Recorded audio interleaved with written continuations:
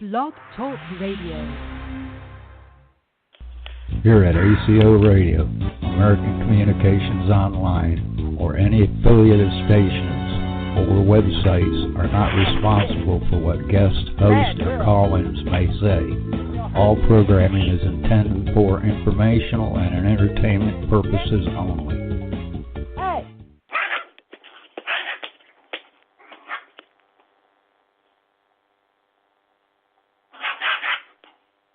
I'll slap the shit out of you.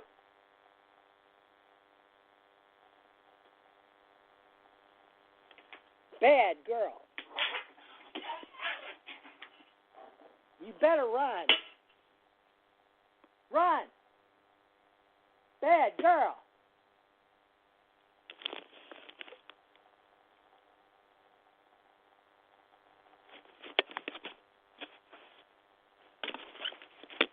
Bad. Go on. Bad girl. You too. I'll feed you.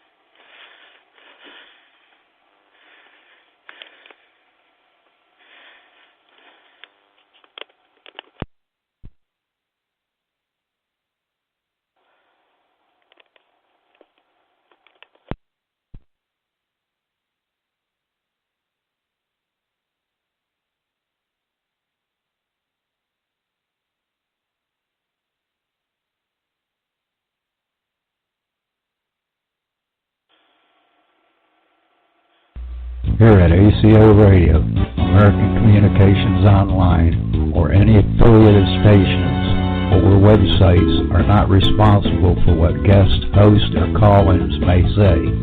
All programming is intended for informational and entertainment purposes only.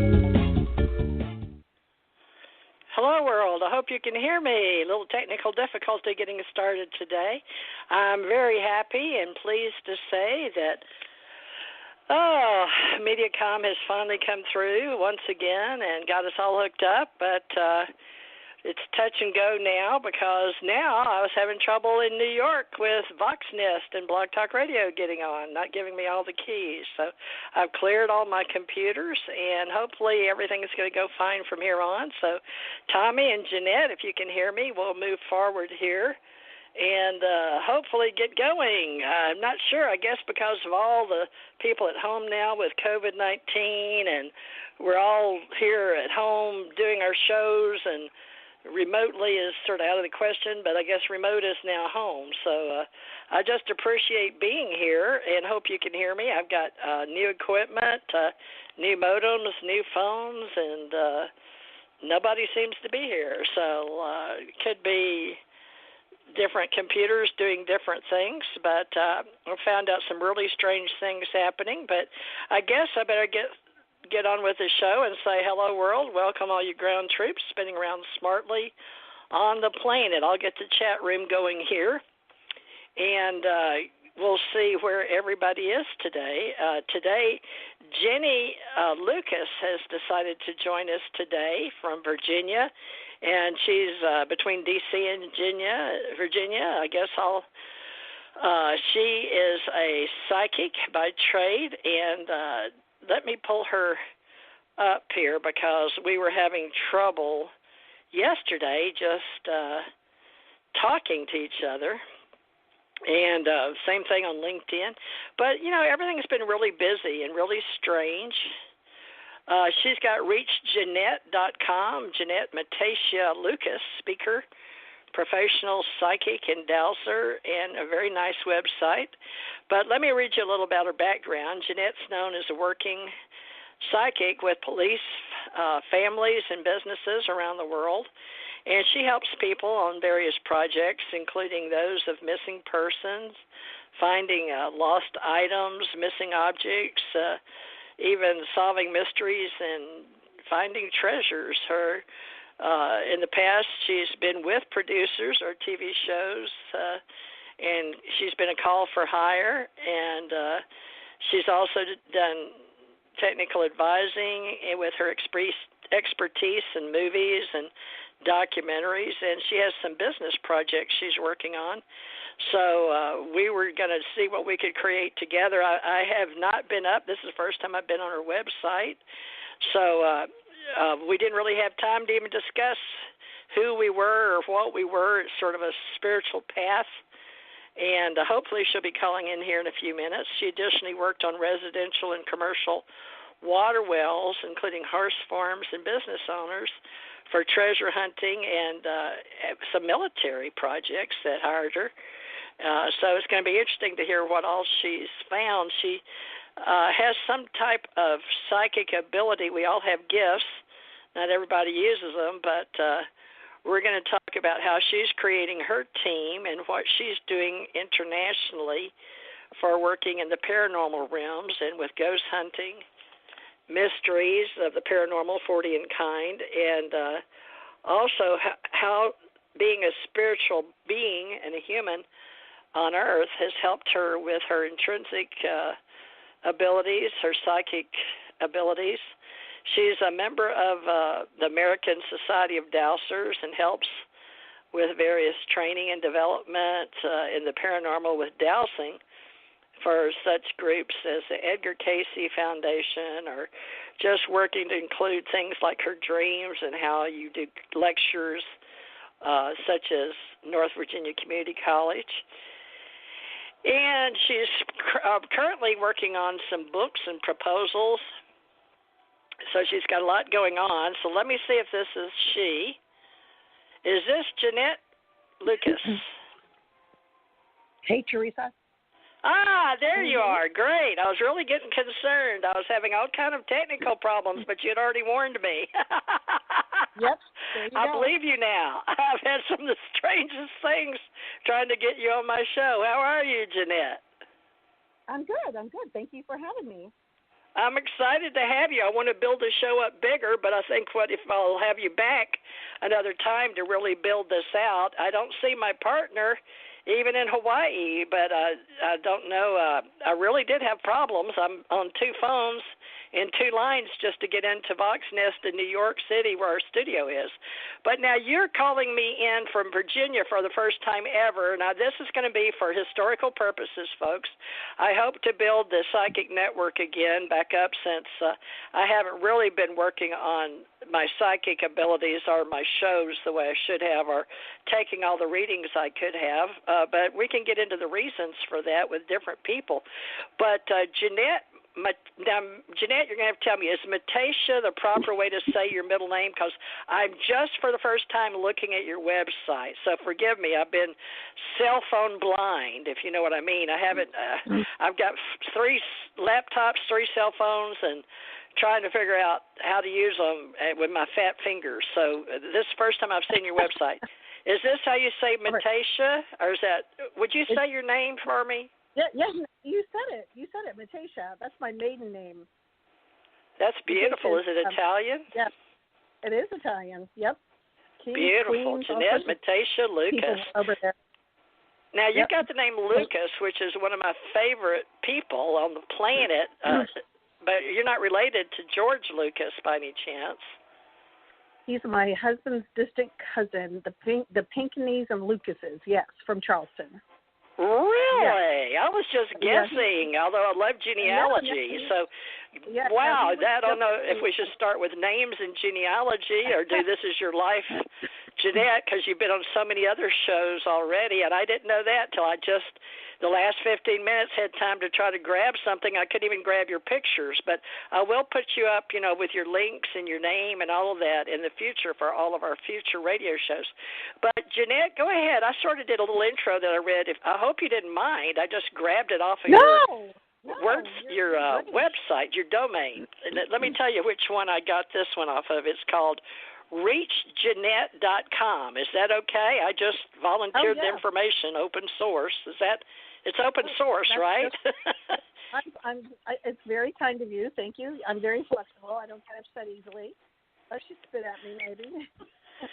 Well, this is a wonderful website, and I guess you're considered a media personality. You have a Facebook, you're in social media, and I've seen that you've had some pictures up in Google, which I was trying to grab. I just wasn't fast enough with all the technical problems I was having. Although the bills are paid, so don't you hate it when the bills are paid but nothing goes right? So that was today's date with Ginette Lucas, speaker, professional psychic. So let me just let you do the honors.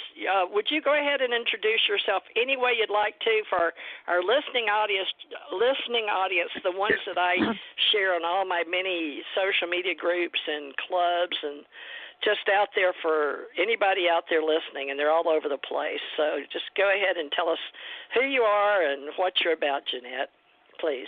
Sure. All right, so we'll start off from like the 1960s. My father got into the paranormal because he heard about dowsing. Can you talk a little louder? Are you at home on your cell? Can you hear me better? Yeah, it was just dropping, but okay, it could just be my phone, but go ahead. Okay, so you started off with a psychic. All right. Go ahead. Okay, can you hear me better now? Oh, lots better. Yeah, lots better. Thank you. Okay. So basically, in the 1960s, my father was very interested in the paranormal because his father was dying, and he knew about the other side, near-death experiences and communicating with the other side. So he initially got started with it because his father was good friends with Bob Monroe in the Bob Monroe Institute or the Monroe Institute in Charlottesville, Virginia. Yes, I'm very familiar with that. In what is it, Hemisync? Yep. And my my grandfather used to play cards every Friday with Bob Monroe. My grandfather was in Charlottesville. I'm from Charlottesville. When they came to America, they went to Ohio, and then they went to Stanton, and then they went to Charlottesville and became full-time community members of Charlottesville, Virginia.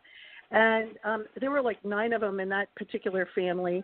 And so they spread out and they started a fruit company. But they always had an interest in a little of everything. Everything. And so my father grew up with just an interest in the paranormal among photography and spirit photography, and it's just amazing. So in the 1960s, he had heard about water dowsing, and he learned about it from a man who couldn't find a pipe on the property at a business location. And it wasn't a water well, it was an actual pipe to show the survey line at a business office. And so a plumber came over and said, here, try these. And he showed him the L-rod for water dowsing and for water witching or whatever you want to call it. And so when they found the pipe, my father was just, it's a wow factor. It's got a wow factor. And so my dad took it to the next level and said, well, if we can do that, let's go ahead and try to find missing people. Let's use our dreams, combine all of the above. And so I'm getting distracted. Somebody's calling in. Sorry. So let's ignore that. So he decided to talk to his friend who was CIA. And he said, hey, you're not going to believe it, but you could take these L-rods or the pendulum for water dowsing, and you can locate booby traps and bombs for Vietnam, I bet. So my dad videotaped all that material and all the training, and some members of the Pentagon Chiefs of Staff came out to our house when I was like 7, and they got to watch it, experience it. apply it, train some of the Marines, how to douse, that kind of thing. And my dad sort of went world famous on that opportunity, and they actually applied it when they went to Vietnam. So there are pictures of men in Vietnam with the L-rod walking down the road to find booby traps and bombs. And when they went to one particular road, for example, the L-rods opened up, but they used a metal detector trying to see if it was a bomb, and it wasn't a bomb at all. It turned out that they were digging, and they found this little about 3-inch, 4-inch pipe, and inside the pipe was a communication from the North Vietnamese to, their spies, whatever. Hey, we're going to be over here, we're going to be over here, and so forth. And so the next thing they did was they used the same L-rod. So they found the communication devices, which helped them, in different battles. And then they used the same communication devices, the L-rod, to find tunnels. And then eventually when they found the tunnels, we had guys during the Vietnam War that were called the rat tunnelers. And they would dig a hole and throw bombs down the hole, kill people, and go down there and do a body count of how many Vietnamese were down there. I mean, it's a terrible story, but it did help the Americans. But now we use it for water wells, and a lot of people do it for the track, horses. And I have not mastered that one yet. I'm trying, but I have found treasure. So I'm just basically saying I was around this at 7 and learned how to do it when I was 7. And then eventually I had a few near-death weird experiences, and one of them was pretty bad, and I died and came back in the hospital. The next one died and came back, and I was in the hospital. And I was told to do some things. So now they told me to become a psychic. They didn't say the word psychic. They said, I want you to do this, this, and this, which is all psychic work. And here I am. And they explained a lot more, which is going to be in one of my books. And it absolutely fascinating going to the other side and coming back.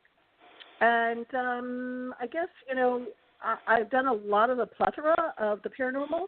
And, I have an interesting life. It's not boring. It changes every day. Clients call every day. I'm doing a lot of treasure hunting, which is fun. My first treasure hunt find, and then we'll wrap this up, was an Al Capone treasure that was hidden in Illinois. And my client found over 60 bars of silver. They look like bricks, and they weighed about 6 to 10 pounds. And he stole it with Ray Nitty, and Ray Nitty hid it in Illinois, and my client found it in about 45 minutes. So I used the dowsing bit and my psychic ability to pinpoint it. And on my website, reachjanette.com, there's a picture of my dad holding a bar. It looks really weird. It looks like a brick, and it's actually a bar of silver one of the bars of silver that the guys found.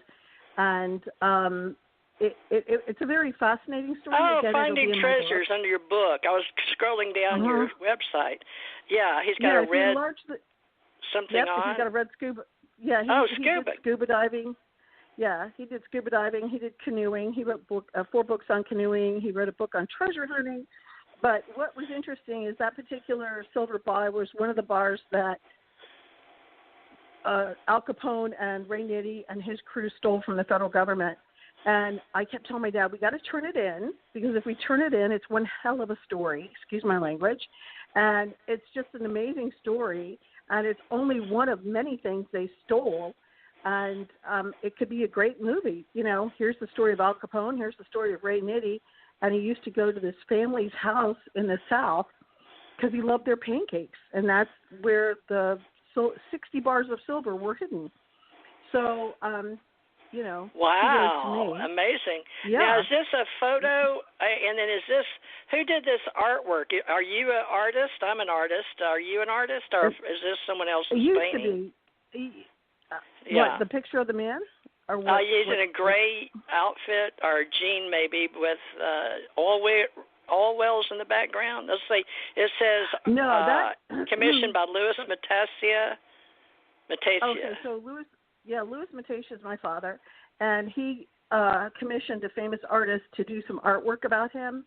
about his work because his work was, again, worldwide. I mean, I get calls from all over. I mean, Switzerland and the Philippines. I mean, right now I get 12 calls a year easily from the Philippines to find the general's hidden treasure overseas. And, wow. I mean, it's ridiculous. I mean, a lot of them can't afford it. They can't pay for it. They just want everything free. But every once in a while, somebody will pay me to try to find the treasure. It's a very interesting type of project to work on. Al Capone was easier. It was not booby-trapped. In the Philippines, everything's booby-trapped. In Germany, I had a client who went out, got out of his car, started using his metal detector, went to a site I sent him to, and in 7 minutes he found items from the Dark Ages. Dowsing is amazing. It just helps you pinpoint. You can use your psychic ability, but dowsing also embellishes the skills. So it's great. Well, I want to talk to you about everything and how you developed that. We've got 2 hours here to do This Is Your Life. I'm surprised Tommy's not here because he is always here on Sunday. We've been doing it 4 to 6, and I'm really surprised because he always calls me, and I haven't heard from him. So, Tommy, if you're out there, Ginette and I will just continue on. I'm sure that we can give you a copy of the show. We're in our ACO, our Ascension Center Organization, is our largest federally, our federal number Ascension Center Organization. We have ACE Folklife, Historical Society, ACE Metaphysical Institute, and a lot of our groups. And we do work with Edgar Cayce quite a lot, all those. And I've talked to some of the women about doing something down here where I live for those people that are interested. Plus, we work with MUFON, Mutual UFO Network, and we're a Society of Professional Journalists. And Jenny and I crossed each other in social media on LinkedIn, and I had no clue. I still really don't who she is, but I have to go with my guts. And she apparently felt okay with me, so I'm not sure how this is going to work, but I'm hoping we're co-creators together, Jenny. It looks like we're on the similar path. So I don't think you know much about me except what you saw maybe a little bit on LinkedIn. So we haven't shared all our websites or what all, but let's talk about how you got into all this. So are you saying that from the age 7, because I died in the 2nd grade myself and saw angels. I had hepatitis A. It was they never did figure out, the disease control in the 50s, but they took out my blood back in the day when they were just starting in 57. I remember being out and seeing Sputnik go over, but I was in the 2nd grade going to Mitchell Elementary, but I actually got hepatitis and left my body. Remember seeing the angels come to the top of the room, and I knew from then on I was going to be okay. And then they commissioned me to go out to Los Alamos and White Sands, and at that age, and I had found out my uncles worked in the UFO business out there, but it's a really strange path for a little girl. So can you go back? Did you say that your first near-death was at 7, or just your father got you interested in dowsing at 7? Let's do your life from back when you were little, when you started developing skills. Sure. I learned about the dowsing at 7, but I did have a near-death at 7. I still have the scar from it. I was running from the babysitter and got sliced up in the head with barbed wire, barbed wire. And my babysitter put me to bed all bloody and everything. And, I was laying there crying how painful it was. And some people walked in the room. And I was like, gosh, who are they? And I thought it was a priest praying for me. And he goes, I am your real father.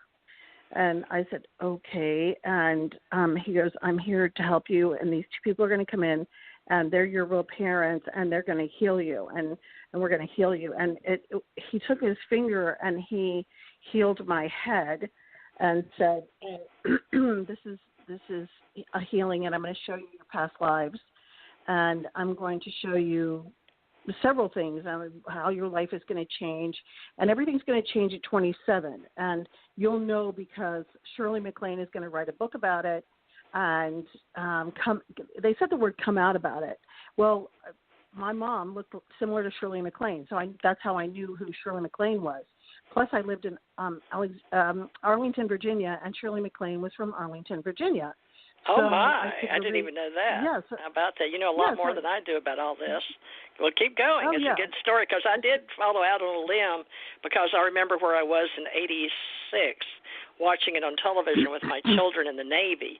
I worked at Navy Regional Finance Center in Great Lakes, and I'd just finished my hospital corpsman ACE school and my personnel and information security and weapon training, all at that year. So when that came on, I was like, me and my kids had to sit down and watch it. And I knew she was a great dancer, and I liked her TV or movies. But she had her own psychic channeler or something.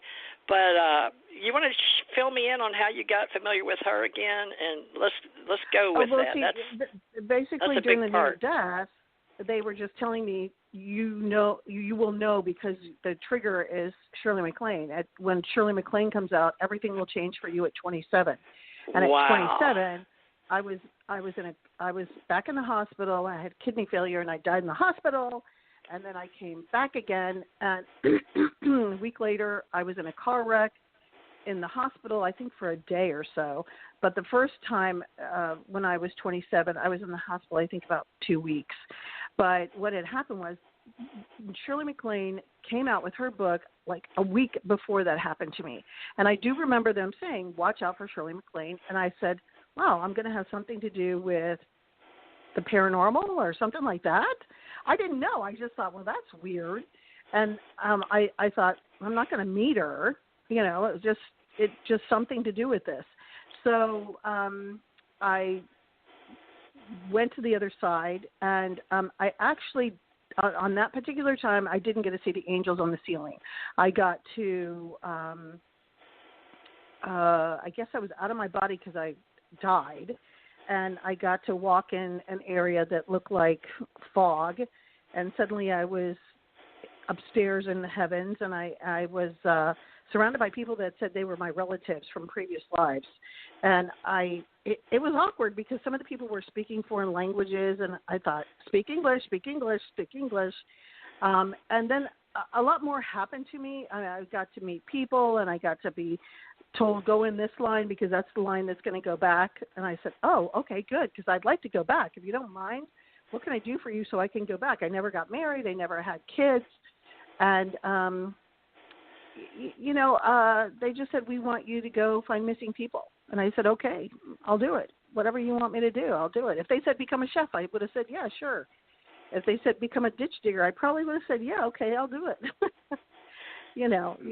You're unsure of your situation because it feels like you're in your physical body, but I really think you're an orb personally, just a theory I have. Because you feel like you're still there. Even though you stop breathing, you feel like you're still breathing. I don't know if you experienced that when you were... Oh, yeah, definitely. Yeah, I can't wait to... Yeah, my story, of course, it's been out here for years on this radio show, but different parts of it. But definitely... when I died, when I was 23, given placenta previa, I came right out the top of my head this time. So, the first time I was a little girl, I guess they left me hovering above my bed. I mean, I remember sitting in these cute little pajamas with little red cupids on them my mother had bought for me and looking at them.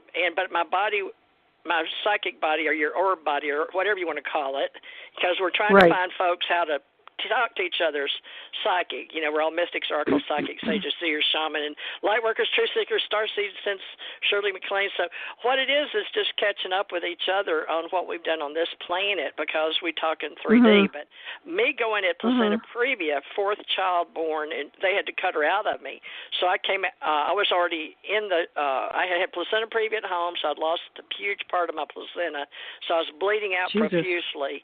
And my mother knew what was going on. She just lived about 10 minutes away. She came running over at 4:35 in the morning, raced me to the hospital. The doctor wasn't there yet, but she'd called them. And anyway, by the time they got me there and hooked up to the equipment, I had a slow bleed, but I didn't know I was bleeding out. But I remember them hooking the baby monitor and mine up in the little room to the side, and then I said, finally the doctor came in. I said, "Doctor, am I going to die?" And he looked in my eyes and said, "No, if I can help it." But he zoomed me immediately. It wasn't like 45 minutes on a slow bleed. I don't know why that morning it just popped the cork or whatever. But by the time I'd lost pretty much all my blood, I think they said maybe one pint. Because I did die from lack of blood, and then they cut me open to take the baby out. So I went up through my head and watched the clock to see what time, but I don't remember what time. But saw her, so I put the baby's print on. But I went up through the ceiling and went through stars and got all kind of information into my head. I was able to come back and do some stuff. But I went up, and I call it I've divided it up into Uni, Multi, Meta, Xeno, and Omni, 5 levels, and up to Alpha and Omega. But I call him Tommy. I hope he comes on. But different people call it different things. And I was very shocked because this time I didn't stop at the room. I went through, I went on through various, I call them universes. So it's going to be interesting with somebody like you that's had similar experiences, because Tommy and Janet are the only 2 people that started this with me in 2012. But they both had out of body. So I'm really looking forward. There's been professionals wanting me to do more, but I haven't had the time because of death and dying in my family. So this is exciting, Jenny. I know we're brought together, but I know what you're talking about, the people, because to me, you're out of body and you're talking. You feel like you're talking with your voice, but it's really like in your head. But it's like when you talk to yourself. But these people could talk back to me, but we weren't using our mouths. So, it's going to be hard to explain, but I'm looking forward to how you do it. So go right ahead. That lets you know that I did know I was talking to beings that, gold orb beings or whatever. We can talk at beings at different levels. So you actually went to what you call heaven or the other side, and that's fine that many of us do call it heaven and angels, or lack of better words, extraterrestrial, whatever. So you're talking now, did you go up any more levels, or do you even know? I was able to figure out for some reason, but it took me years to get to that. Yeah. See, because I died later too. But let's go back to your story. Right. Well, the thing is, on that particular near death, I would bet there were stars there, and then all of a sudden I was in the fog, and then I was walking around talking to people, and then the next thing I know, people are there in white outfits and telling me, I'm looking at them, and I said, I guess I'm dead, eh? And okay. And, they go, well, you're not there anymore. And what's really funny was the hospital had unhooked the IV was still in me, but they had unhooked a few other things off of me. So the IV was on, and I was in my room alone, but there was no way the hospital, they could have known I died, but which I have to get the paperwork on, but that was the only thing hooked in me. There were no alarms hooked on me for any kind of dying and that kind of thing, to my knowledge. What was that? I mean, they didn't have the pulse hooked up, I guess you call it. But anyway, heart monitor, whatever. But what's interesting is there were some stars and then the fog and so forth, but they sent me to my left and introduced me to a couple people. One of them was a doctor that was in front of me, and they said, oh, he's going back. And I said, okay, well. Sounds like a TV show, no offense. It was. It's like listening to me, but go ahead. Well, he's going back. They really said that in your head to you? They told me he was going back, and they said, you're going back, and this other guy behind me was going back. And they said, so I knew he was a doctor because they were talking to him and like Dr. Da-da-da. And I didn't write it down like a dummy. And I should have, and because he would have recognized me because he kept turning around. And I remember he had silver whitish hair, and wow. But he was a medical doctor. And I thought, oh, okay, so one day maybe I'll meet him, So, when you talked about all those levels, we'll have to talk about that at another time because I'm not familiar with that, but I'm sure there's something applicable to that near-death situation. I think what's interesting is the third one, the one we were just talking about, was very informational. The last one, which happened, I think, 20 years ago, I was in the hospital on the operating table. I'm from the D.C. area, so I'm from Northern Virginia. but I'm from Charlottesville, so, both areas. But what was interesting is I was in D.C. at Sibley Hospital, and the tech was stealing the anesthesia. And how you get paralyzed? That's some guy, nurse that was taking some drug and making everybody get hepatitis C. Oh, my God. Right. A med tech. I don't know if you followed that story. Oh, my God. They were stealing it? Anesthesia. They were stealing it, and people were dying. And I died, but the ceiling did open on that one. And the angels came through, and this angel came through, and she was speaking a foreign language, and it sounded sort of Russianish. And at the same time, some fantastic music was coming through, and she was screaming upstairs like she was talking to God. She goes, I need some help. And down flies down these, I guess they look like angels, but they were very different looking. It's sort of scary at first. And then they transformed, and they looked like all blonde angels. And they were all in white, and they just flew down. I mean, like, zippity-doo-dah quick, just from left to right. It was like, boom, automatically there. And I had the one that came first was on my right shoulder. Then I had like 8 finally, or 9 on the body, pushing me back into my body, because I remember raising above my body on the operating table, because I had a 20-pound tumor they were taking out. And I guess the tumor job was too hard to take, so a second doctor was called in, and I had tears coming down my face, and I remember the nurse saying, why does she have tears? Because I was crying because I could feel the pain of them cutting me open and taking out the freaking tumor. Gosh. And I sort of blew it off, because eventually I guess I got some more anesthesia, and they rolled me in my room and gave me some more painkillers. And the doctor came in, and he said to me, Janette, you died on the operating table. Are you okay? And I said, yeah, I'm fine. And he said, are you going to sue us, or what's going to happen here? Because I need to get lawyers. I said, no, you saved my life. Why would I sue you?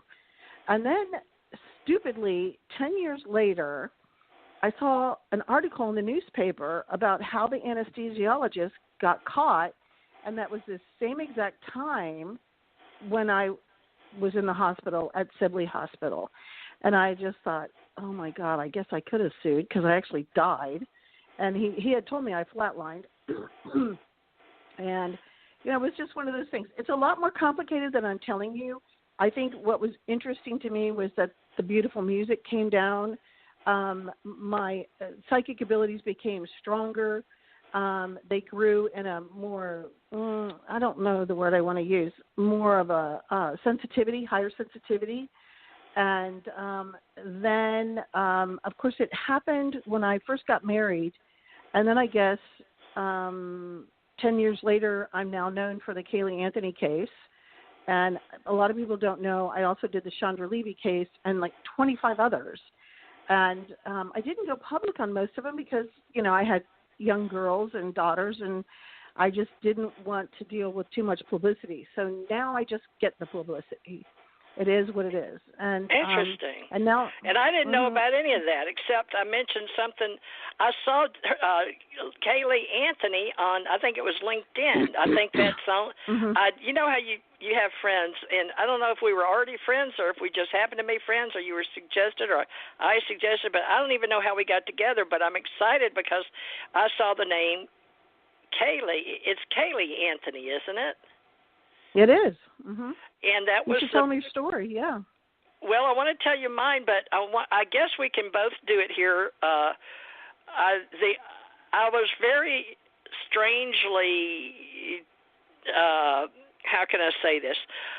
I was working on a case with Kentucky, and the state was we didn't have in Kentucky yet the private investigator's license. So I had one through Birmingham in Alabama, and I had worked in law enforcement criminal justice and as a investigator or paralegal in Houston. So I was trying to get this to follow from Texas to Houston to New York, and then back down to where I was in Kentucky. But I'd already driven a truck for 8 years. I had clearances in the government and then driving a big truck because I could go on bases that other people couldn't. So I thought it'd be relatively familiar, but Kentucky didn't have one, so I had to go back through the process. And so I met a gentleman there, and it was during that time, and then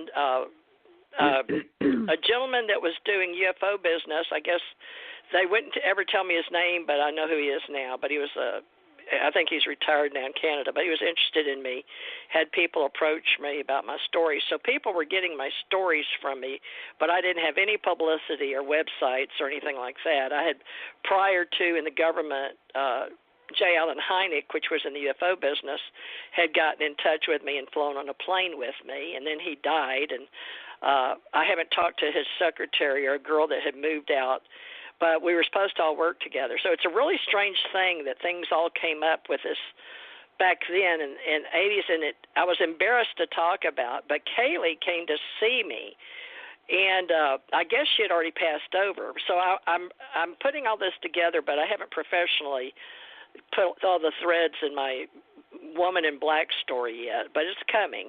So you're a part of that, Jenny, because I want to know intelligently how we can speak to each other of individuals that are as real as any police officer, uniform I've worn, military, otherwise, are being spiritual and being a minister and believing in spirit afterwards too. But scientifically, it's really hard to talk about. So Kaylee coming to me was sort of hard because I had a granddaughter named Kaylee, and so I didn't know what the connection was. But my mother saw something on the news or something. I was walking in and out of her house, and Stanton Friedman was involved, and this guy from Kentucky. There was a whole bunch of things going on with police officers getting, law enforcement, investigators in Kentucky, and then getting on television shows, and I had ABC producers trying to get me for something. All this during that time, but I wasn't interested in any of that.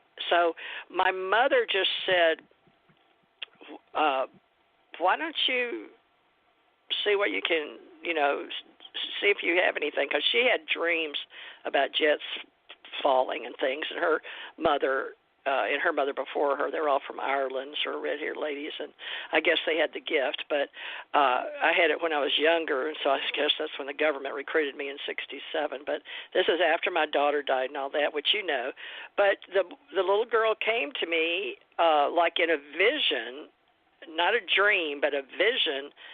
And then she would, because I wouldn't do anything about it, she started coming in my dreams. So I finally figured, okay, this little girl's not going to let me rest. So I told Mother about it. She said, well, she saw this lady, and Mother was not a publicity hound. She wasn't at all. She was a very quiet soul, although she did write for newspaper magazines in Houston at one time, but she was already retired. But she said, well, why don't you, that lady, we were in a little Beaver Dam Cafe, and she saw the lady and showed me Nancy Summit, but I wasn't up on all this.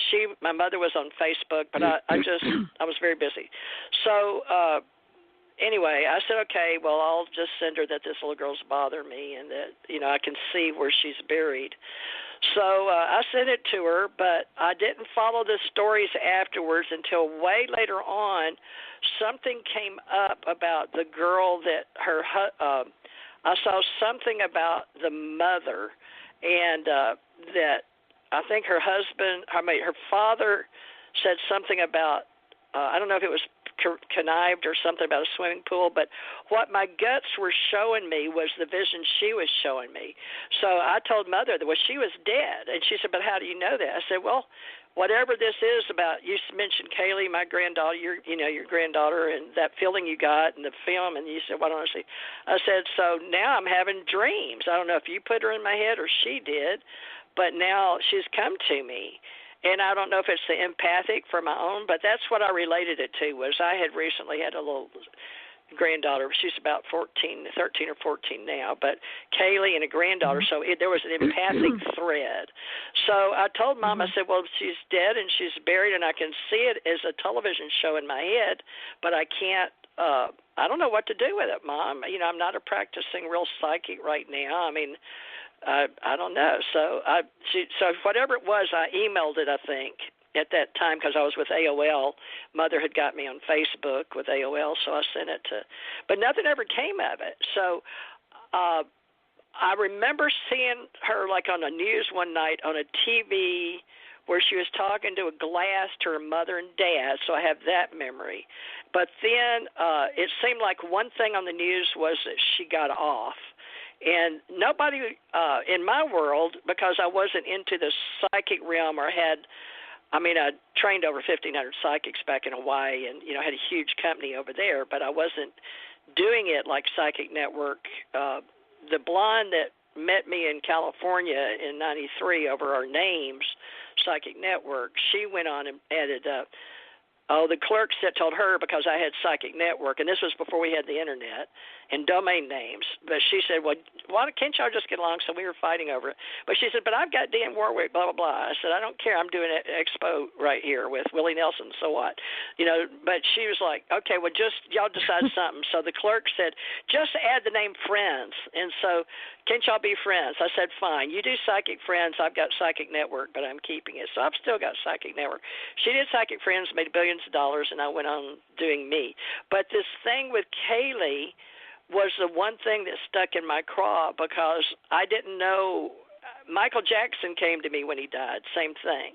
So I do realize I can see dead people, but they're really not dead, because I believe in immortality, having death and dying. But I didn't know that people would really bug you. So it was sort of like Ghost. So that's my story. So now tell me your story, because you had a Kaylee Anthony, what was it, a vision, a premonition? I had vision and dream. What do you have? Okay, so I'm on sort of a deadline because I got to drive up to D.C. in just a few minutes. So I'm going to tell you real quick.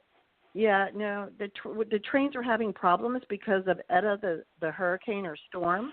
And my husband is a train driver for Amtrak. So I got to go get him in D.C. So let me just tell you what happened, so that so that your listeners okay, we'll do this part, say, folks, and then I'll answer your calls. A lot of them are showing up for psychic readings. They always do, but go ahead. Oh, yeah, it's always fun to attack those. Let's do that, too. So I'll just tell you stuff, and then we'll attack a few phone calls.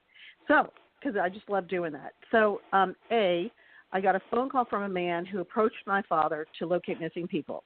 My father doesn't do it. He told the man he didn't do it. And the man called me, and the man said, can you train me? And I said, yeah, sure. But I got to tell you, some people are just not trainable, and he was one of those. So he called me and said, look, there's this missing girl. Can you help me? And he introduced me to Dominic Casey on the phone and so forth. But what had happened in the beginning was I got a vision and a vision and a vision and a vision, and I said, okay, so she's down the street from the house, but you go to this corner house and go behind the house, and that's where she is, in the back of the house, in the back. And what happened was I said, the weeds are really high. It's a foreclosure. I said, you can't miss it. And this was in May or June, whenever the kid went missing. And they were like, that can't be. She's alive. She's alive. I said, you know what? We all want them to all be alive, but it doesn't always happen. And I said, so I kept telling them, she's not on the street corner, sitting there saying, come get me, you dummy. And I said, we do have tragedies, and period. I mean, it just is what it is. And so I worked with those two guys. I told them the information. They didn't want to hear it. And so I guess Dominic kept being in the news about everything. And I said, listen, you guys, they kept calling me periodically. And I said, send me something of the little girls so I can touch it and double check the visions. And if the visions are the same, then the item is just reconfirming it's the same. The consistency is there. So let's say something's missing and I say, oh, go buy this and stand there, and the picture or the vision is the same. It's like a postcard to me. And I said, well, I got the item. It was a teddy bear in the mail. And I said, well, the visions are the same. And I said, I keep seeing you leave the house where the family lived, and you go straight ahead. You take a right, and you take a right, and I see a Suburban. Well, I didn't know it. It was Suburban Street. And they never told me there was a Suburban Street. And I said, Suburban. And well, but you got the words right? You got the words and psychometry right. Yeah, you do but psychometry. you're right, but a long time later I found out, it was Suburban Street. Suburban Street. I was like, or Avenue, whatever. And I said, go in the back, because I also, once I got the teddy bear, I said I had a dream. She said, and she was communicating with me, and she said, go past these 3 pavers, and I saw 3 ground pavers. And this is what a psychic does. You use it as a landmark, and then you measure. It's like a surveyor. You measure, and then you also use it as an azimuth. An azimuth is a direction you go in to find the missing person. And my father's a surveyor, so I knew this. And so I kept sending him. So I kept sending him over there, and he went like right next to her, and pieces of her were right there. And he goes, I can't do this. There's snakes. Yeah, he goes, there's snakes here and everything. And I said, well, then go call the cops and tell them, because I can smell her right through the phone. Oh, my gosh. Yeah. And so I said, she did bury her in the where the animals were, right? It was right. But what happened when it first occurred is right after she buried her, bad weather came in, and it was next to a ditch, and the ditch overflowed and released the body into the ditch, and the animals came after her even more. It's like your deceased cat, you know. And that's where she buried her animal before? Correct. Wasn't there something about her burying something there? Yes. Well, it was their little hideaway spot, so if they had an animal that died, they would bury it there. So then she buried her daughter there, but I don't think she's the one who put it there. I think her brother or her dad put it there personally. That's just my opinion. But then what happened was, and I'm not a news hound, they weren't calling the cops. They weren't calling the media to say it's over. Excuse me, here's where she is. You know, I was like, tell him it's over, that you found her. He wouldn't do it, and he wouldn't do it, and he wouldn't do it. And I said, that's it, I'm done here. And he goes, what do you mean? I said, I'm done. So I called Fox News, and I said, listen, I think I just found where Kaylee Anthony is. Dominic Casey went out into the area. He says she's right there. He believes she's right there. There's pieces of bones and stuff. And he is not calling you guys to say it's over. He needs to call the cops. I want my letter of reference. That's all I'm asking. Just do me a favor and get it over with. I have other casework. Let's move on. So you called Fox News. I'm pretty sure I called Fox because NBC didn't call me back. NBC always talks to me. I mean, always. I mean, I've been dealing with NBC for years. And every time I called, they just wouldn't return my call. And, I mean, I don't know what the heck that was about. I didn't get a call. Like, I don't even know who. What is that Nancy Grace on? What channel does she work? Oh, no, that's CNN. She's that's CNN. HLN. Okay, CNN. Excuse me. She's well, I didn't even know. Okay, all right. But I didn't call Nancy. I called NBC, and I called my contacts with NBC. And I said, listen, it is over. And because it was all over the news all the time. And I was like, it needs to stop. There are other people that need to find their loved ones. There's other news going on. And they were making such a profound media event, circus event out of it. It was ridiculous. And there are other people that are trying to find their grandma who's got dementia that's missing and so forth. And I was just like, busy, I'm done right? here. You were actually doing this as a professional, full time. Right, but the problem, yes, but I was also a mommy of 2 young girls, and I was like, I don't have time to, I don't have time for this. I got to cook, I got to clean, I got to drive them to school, yada yada. Enough is enough. And then I guess it hit round robin with the media, and they all went a little crazy. The next step or the next level. And so they called you back and got you involved? No, I talked to Fox, and they moved forward, and I said, call the cops or I will. And they said, okay. And then Detective Allen called me, and he goes, what the hell's going on? I said, she's right there. And I said, he went there.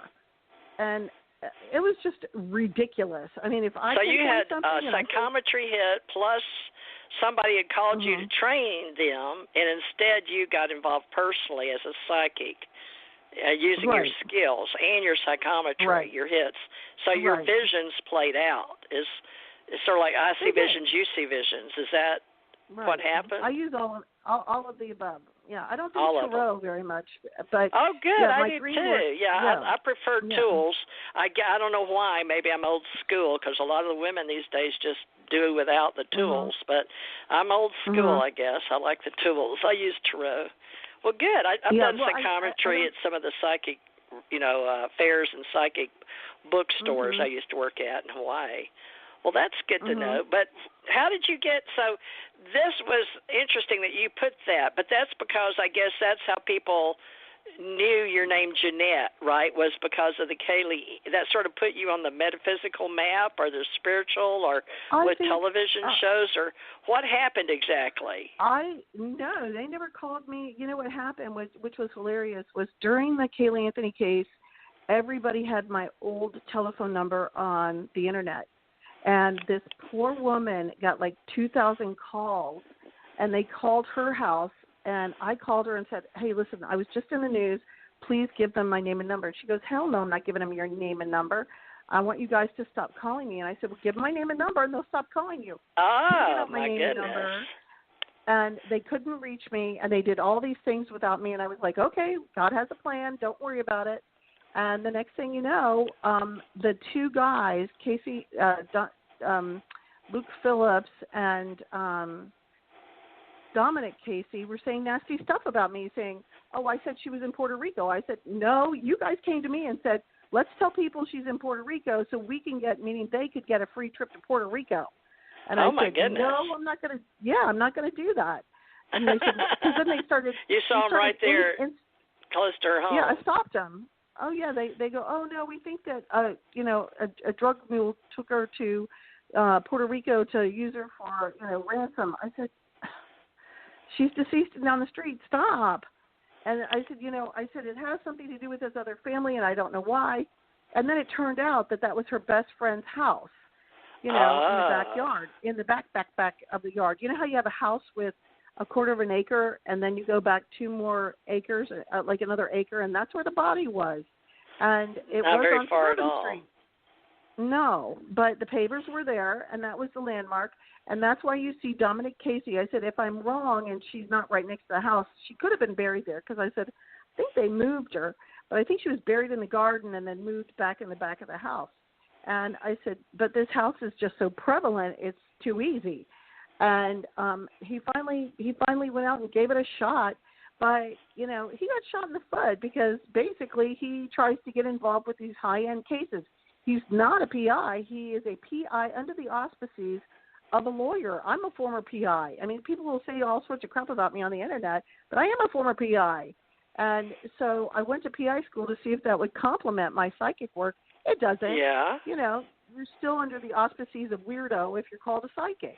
I noticed. I hate the word, but unfortunately people, they use that for entertainment purposes, but at the same time, if you don't use it, nobody can find you anyway. So it's just a thing that sticks. I've got a lot of other names I use, but it doesn't matter because I wasn't wanting to be doing the work, really. So I'm just getting back with 8 years doing radio shows and helping people, but I'm glad that you and I crossed paths and that it was Kaylee that brought us together. And we named my granddaughter Kaylee with a K, K-A-L-I, like Kali, the goddess of Chaos, India. Cute. But Kaylee with K-A-Y-L-E-E. I've got a couple of nieces named the same thing. So it was very odd that was a popular name at that particular time when people pick certain names, which I love synchronicities.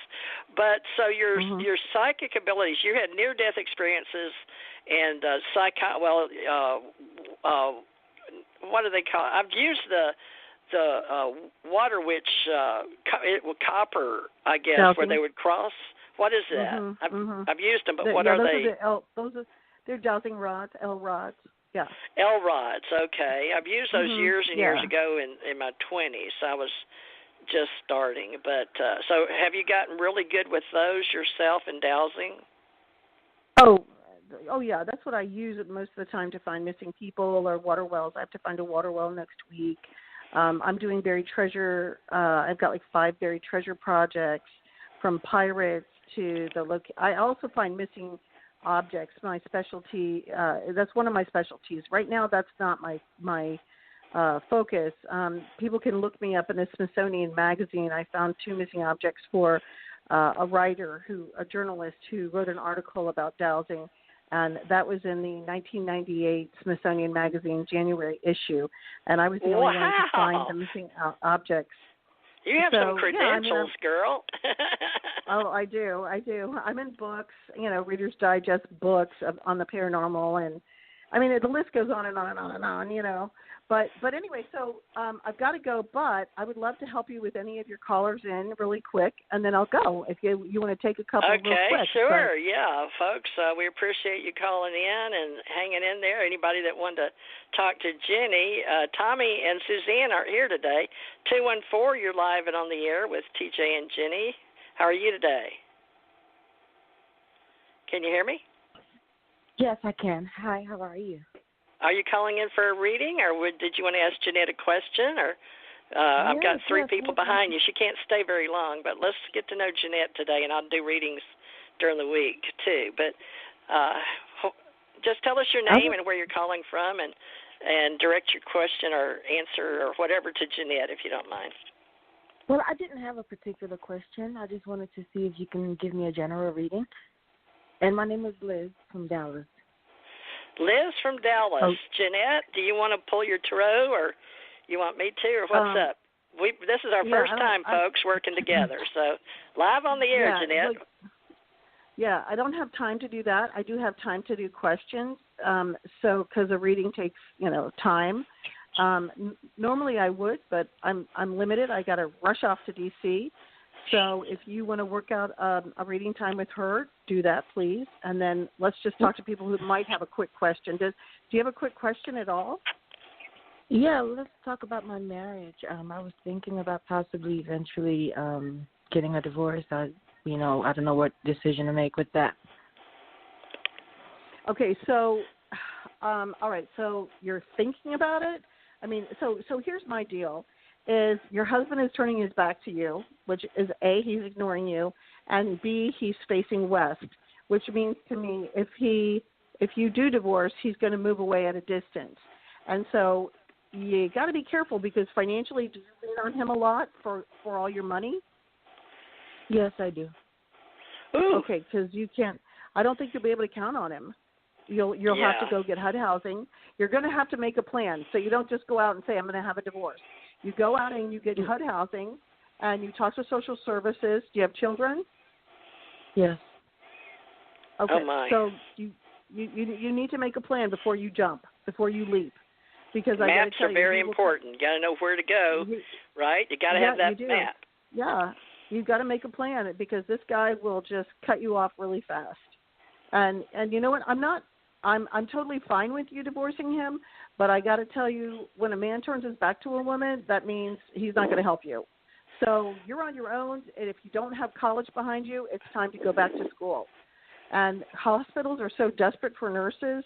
In every category, you may want to go find out what grants are available for going back to school for nursing, because they make really good money, and they will pay for your schooling. And sometimes they pay for your daycare and so forth. But you better map out a plan, okay? Okay. Good job. And I got the Ace of Pentacles for you in the night on a white horse. So I'm sure there's another gentleman that will be coming to you in the near future. So stay tuned and call us back during the week. Thank you. All right, let's do 520. Let me make sure I've got you on. Let's see. I didn't cut you off, did I, Jenny? You still here? No, I'm here. You're hear me coughing. I'm still here. Okay. Yeah, I always have a lot of calls, but let me get this one. I can do some after you leave. 520. Hi, can you hear me? This is TJ. Oh, my God. Yes. Hi. Hi. Hi, who is this? This is Lisa calling you. Hi, I'm so glad. Thank you. I didn't think Sure, Lisa. Where are you calling from? And this is Ginette, and this is the first time to work with her on Psychic Network here with TJ Mars CT Radio, but she's really good. She's very well known, and we hope to have her back in the future, but she's got plans today. I sort of asked her to be spontaneous today. So you're calling in from Arizona, or where are you now? Yes, I am, and thank you so much. And I was listening to your conversation. I had to kind of space myself away from it because I don't have the abilities you all do, and I love children. And I hate to hear about, but anyway. Tragedies. Okay. Yeah. God, my question is, please, I'm in a very long-term relationship, and I'm trying to leave, and I'm trying to line up my ducks, meaning all the financial stuff that we're tied into. And I'm wondering when you see me being able to actually exit, and will it be, all the stuff we have between us is all legally written out. It's all clearly spelled out, how it should, who goes to what and all that. But do you see him trying to cause any problems for me as far as, trying to get a lawyer or that kind of thing? This is Janette. I don't think he gives a crap. I think it's all about him. Honestly, I just, my first impression is, he may act emotional every once in a while, but the least you see him, the less emotional he'll be to you. So I'm going to say, let it go. I think he's very selfish, and you know what? It's time for him to grow up. That old cliche, pull up your bootstraps and walk. And but he seems to be very focused on his own agenda. And I'm not saying he's a bad guy. I'm saying that he has another plan, and he seems to be indifferent. So if this is a divorce, I don't think it's even going to bug him. You cannot share your private life with him whatsoever. For any particular reason, no, but I just don't think it's a good idea. It's called filtering. Don't share it. Don't do it, period. And is your family – there's also a problem with a family member. Is your father or brother really pissed at him? Oh, I don't know. But so you don't see him trying to get a lawyer or trying to get representation against me, then? No, I've got cards for sort of a rainbow spiritual watch over you. And also, there is something about I don't know, Ginette, how you feel about this in the tarot, but it's like somebody watching over her like in the church, but it's like a Five of Pentacles. Do you get a hit off of any of that meaning, Ginette? All I'm saying is that I think that this is a perfect time for you, and if somebody else is watching out for you, the moon is changing again on the 18th. Get it done quickly. Yeah, and it's all in a good format. Do you see how Trump went out and Biden came in? Big things are happening, and it's almost like magical, but I don't want to use that word. So it's odd, and so all these weird things are happening. So I think everything is if it's a fair situation, I think he will just walk, because he's looking a different way. He's looking around, and I don't know why I want to say this, but I almost want to say Vegas. Like, he may go there and like be a party animal because he's like, oh, this is done. And of course, he may come back and try to talk to you, but don't waste your time. Yeah. Okay. No, I'm completely done with it, and I think everything you're saying is so. It's not like far-fetched or anything like that. I just didn't want him to. No, it was all we divvied this up. We've got legal stuff all signed and on the dotted line. So I was just worried that he would try to prevent me from getting anything at all. I don't think so. I think he's like, you did all the paperwork. It's all fair. Let's move on. And everything in the moon and the stars are on your favor. I hate to say that, but it does feel like that's good. That's a good thing. Yeah, you're going in the right direction. It's all good. Thank you feel for calling. good about it and come back and see us, okay, Lisa? Feel Thank good you about so it. Much. Okay, so I do. Yep. All right. So we'll take one more, and then I got to get on the road to D.C. Okay, let me let Tommy say Washington, hi to you because he didn't get a chance, and he did finally show up. So there's several calling in right now, but Tommy's used to helping me. But Jenny would love to have you come back on. We'll make a show if you'd like to, because I always have plenty of people that want help, and then they can get back in touch with you at their leisure. Tommy, say hi to Ginette. Her name is Ginette with a G. Hey, Janette, Tommy here. Greetings. Hey. Hi, thanks. How are you? I'm doing good. I always try to get on TJ. Sometimes I call, I don't get no answer, so I don't wait. And I wait for her to call me back, but she didn't call me at all, so I didn't know if she was doing it or not. Right. I couldn't get. I was just thinking you were going to have to produce the show for me and Jenny today, but she's got other plans. She has to go pick up her husband. He works for Amtrak, and she's in Virginia, moving to D.C. Tommy. But I just want you two to get to know each other, so maybe she can come back on a Sunday or a Wednesday or even a Tuesday or Thursday, whatever her schedule will allow. So introduction, you know. Yep. So it was great to meet you, Tommy. I'm going to jump in the car and go to D.C., and we'll talk another time, and we can even talk on air, all right? Okay, thank you, Jenny, and I'll make sure Tommy understands. We're growing and creating together, Jenny, so I hope people like us together. Thank you for being so generous and helping us on our show today, Jenny. Yeah, absolutely. Seriously, it's fun. It's great. I'll come back. Wonderful. Thank you so much. It's so nice meeting you live on the air, folks. That's Jenny and Matasha Lucas. Ginette. You got my Ginette, though, right? Yeah, it's Ginette Lucas, and it's reachginette.com. So it's GINETTE.com. All right, so I'm going to go, and TJ, we'll keep in touch. I can talk easily tomorrow or Tuesday. I'm booked with a water well. So, all right. Okay, well, you call me, and let's just whenever you can. You got my number, but we'll be able to do something tomorrow, and then we'll set up maybe something regularly, and we'll talk about the pros and cons of all those things we talked about, proposals and books and shows and videos and all that. Love and light, dear. You did a wonderful job. Thank you so much for your help today. Thank you. Bye-bye. Bye-bye. All right, that's wonderful. So, folks, we got to meet Ginette Matasha Lucas, very well-known, famous psychic. And, Tommy, I apologize to you. I had all kind of trouble, even though I've got some stuff I'd love to tell you, but I'm going to have to tell you off air because we've had some mysterious men in black things happening. It wasn't just our imagination. So I've got to tell you, some people showed up but I don't need to say it on air, but it's amazing. Apparently we're making a difference in the world, folks, especially in the psychic realms. And let Tommy introduce himself, and then we'll take some more calls. I'll do some readings. And Tommy usually likes to help me and teach, but we can get him to help go over on Skype and produce another show because we'll run out of time. Tommy, we got 47 minutes. Well, Tommy, give everybody your little spiel for the show because Jenny, I'm sure, would like to use this on her website as well. But go ahead and introduce yourself. Hello, everybody. Yeah, this is Tommy Hawksblood. I'm on the Big Island right now. There's just so much going on. I'm trying to keep up with everything. I mean, with this whole election, it was mind-boggling. I get like 200-300 emails a day, and I have to write at least 100 letters back. I've been so busy trying to keep up with everything, and I'm just glad that we're shifting to a new energy. I mean, some people aren't going to be happy about it, but I say it's going to be a lot more able people to get more spiritual, more connected, be more in tune with life than what it was for the past 4 years.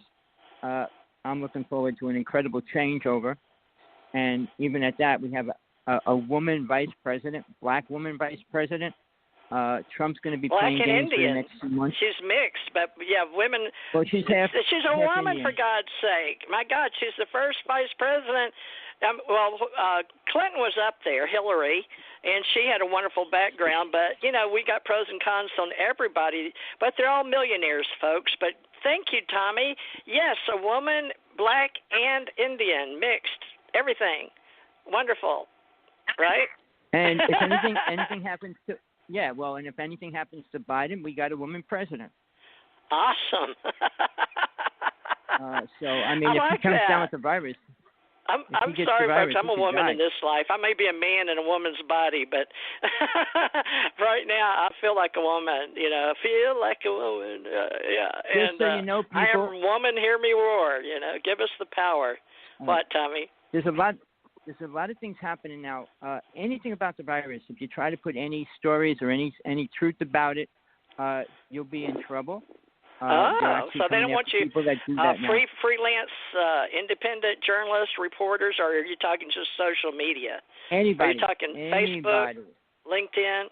Okay, so did you get that from Associated Press or the government, or where are you getting your whose source are you citing? I deal with 3 people, and 3 of them are all blocked over the past week, yesterday. Well, I've been blocked a lot. One person in England was arrested. Oh, my right, God. My bills are paid, folks. It's not from lack of money. It's from people keeping me off the air, okay? Because psychics carry a lot of influence, don't they, Tommy? Well, here's the thing. If you talk about certain things, you won't get in trouble. If you're talking about somebody's husband or wife, they're not going to come and get you. If you're saying the virus is depends real, on the husband or wife. Fake, but if you talk about little humor, folks. I'm saying, uh-huh. If you talk about somebody that's supposed to be getting the virus, you could do a citizen check and free rights and pull up the documents, and you can find out that it's a lot of different things going down. All right, so we should mention, folks, seriously, that we do all things allowed by law, and we are a professional company, but Tommy and I represent Ascension Center Organization. We're bona fide Universal Life Ministers, registered with Modesto, California, in case you're interested. Plus, I'm registered here in Florida, and he's registered in Hawaii, but we've also been working together for Ascension Age for as long as he and I have had souls, for a few billion years, but you got to believe in that stuff. So we formed our own faith for metaphysicians, and it's very hard because Tommy likes the word witch, and he had a coven, and yet he's made a covenant with God to serve God as have I, so we serve God, and with a big G, and so we're doing everything we can to be of service health-wise, but we have to watch how we say things. So Tommy's just talking about the pandemic we're involved in the world. So, yes, be very careful on our shows today how we talk about what he said. Because I'm still on the show right now. But I had trouble getting oh, my God, Tommy, they wouldn't give me my buttons. And I've had people out here and turning – and Tommy, you know, you were accusing me, saying, well, if you ever work for the government, why do you have so much trouble with the phone? I mean, Tommy, you're getting pretty hard on me. We're ministers, but you were getting downright 3D on me. You know what I'm saying? It's not my fault. The men came out, and some of them apparently were men in black, literally.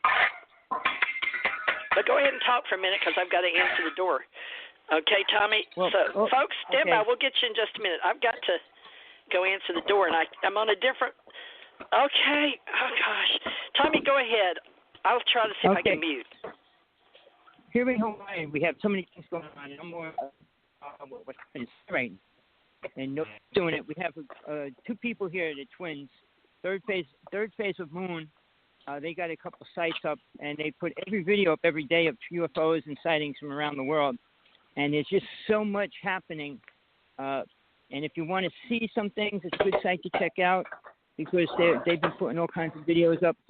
None of them are provable. Basically, a lot of things are not provable. But, I mean, when you see them and watch them, you can do whatever you want with the video and see it, tear it apart. And then you can decide if it's real or not. But when I go outside at nighttime, I got 3 people in the neighborhood that I tell. And one of them bought a laser from me. They're all watching the sky now. They're all seeing incredible things happen every night. So it's not like a strange thing or it's like a once-in-a-lifetime thing. Here in Hawaii, if you go out and the sky is clear, you're going to see something outrageous.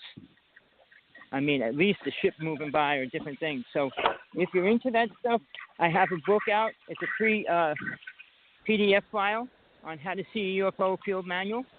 If you never saw a UFO, if you want to see a UFO or you want techniques to work with that will help you see it for sure, just email me, text me, hawksblood1@aol.com. It's about 200 pages, and I go into every aspect of it.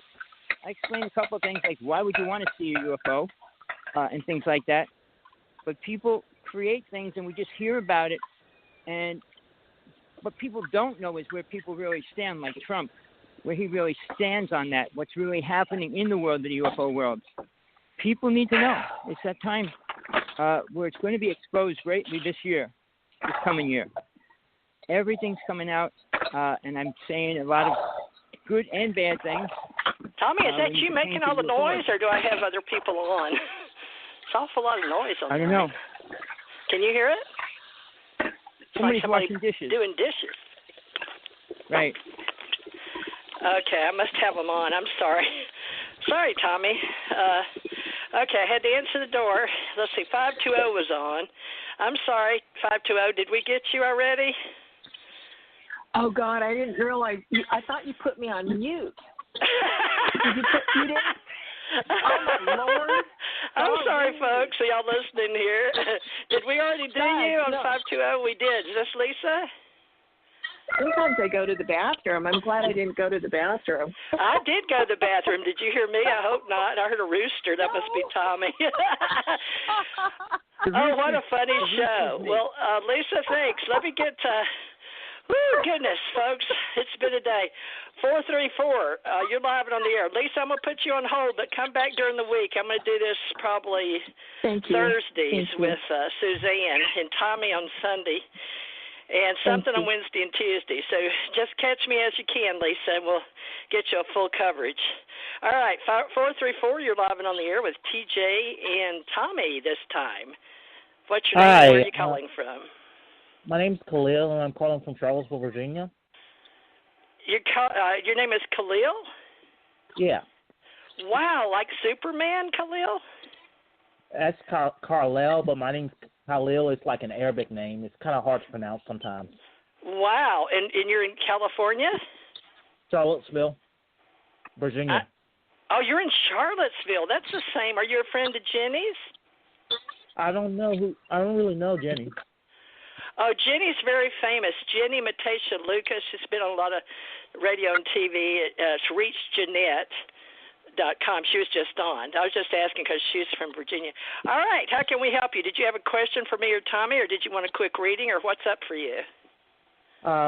I needed a reading. I was at this rally for the president. Wow. Really? Which one? Yeah, President Obama. Back in 2012. Oh, but the real president, he's already been. He still has Secret Service. Okay, go ahead with your story, please. I was wondering, I don't know if I've asked you this before.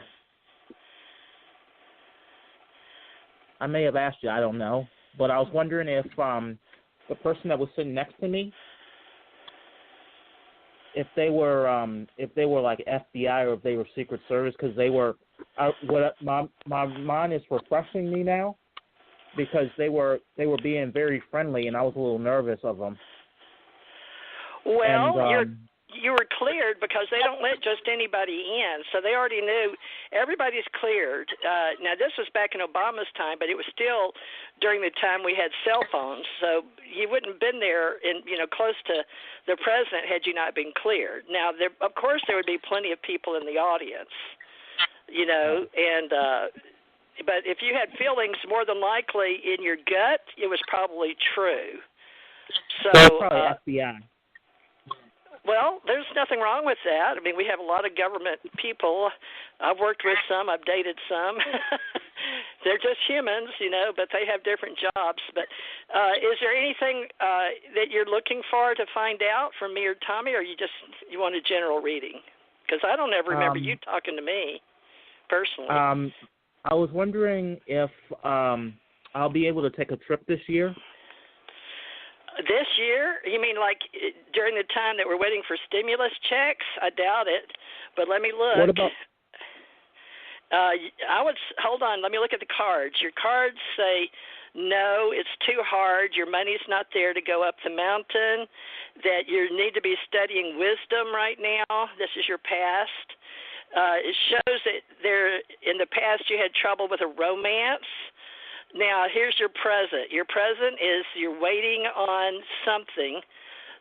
And you've got major change up, male and female change, but you have a guardian angel up for you.